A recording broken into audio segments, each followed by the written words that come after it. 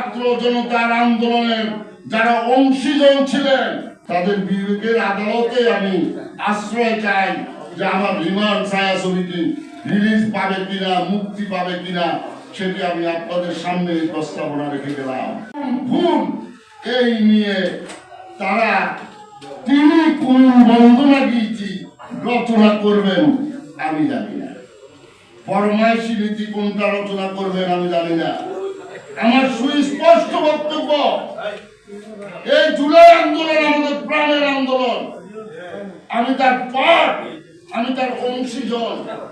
এই রাস্তা লাঠি পেটা খেয়েছি, গুলি খেয়েছি, আমি এই আন্দোলনের অংশীজন।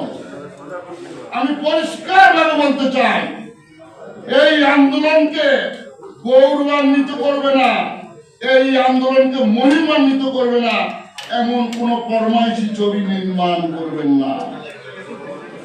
আপনারা এই আন্দোলন নিয়ে বহু নির্মাতা ছবি নির্মাণ করবেন।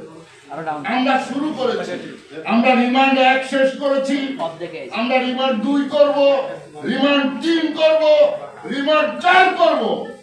আমরা প্রত্যেকটি ঘটনা ইতিহাসের যা যা ঘটেছে, যা যা ঘটবে, এই যে চোর ডাকাত লুটপাটকারী রাঘব বোয়ালরা তারা রিমান্ডে গিয়ে কি কি বলেছে, তারা কি কি চুরি করেছে, কি কি লুট করেছে, সেই বিষয়টি নাটকীয় ভাবে আমরা আমাদের এই ফিল্মে নিয়ে এসেছি। আরো চুরেরা ধরা পড়বে, রিমান্ড চলমান থাকবে, আমরা আরো রিমান্ড বাড়াবো।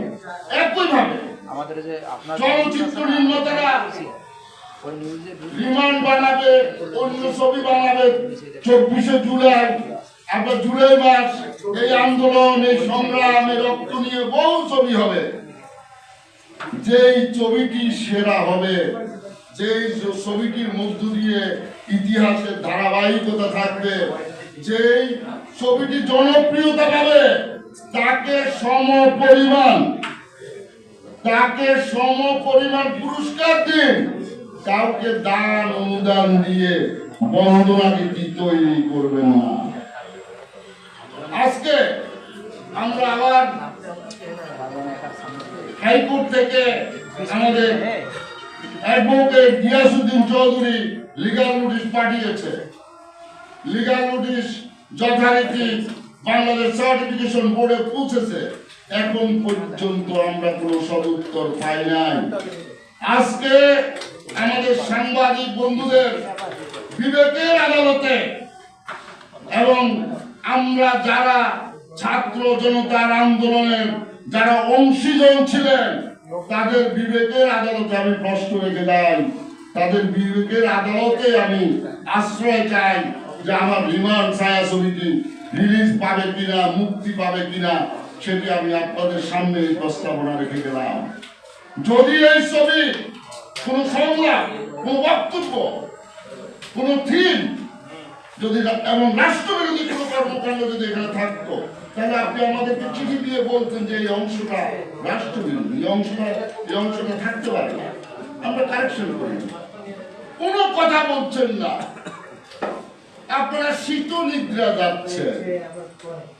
ওই মরুভূমির ঝড় উঠলে যেমন উঠেরা বালির নিচে মাথা গুজিয়ে সচেতন ভাবে অবচেতন থাকে, ঠিক একই ভাবে আপনারা এটা করছেন।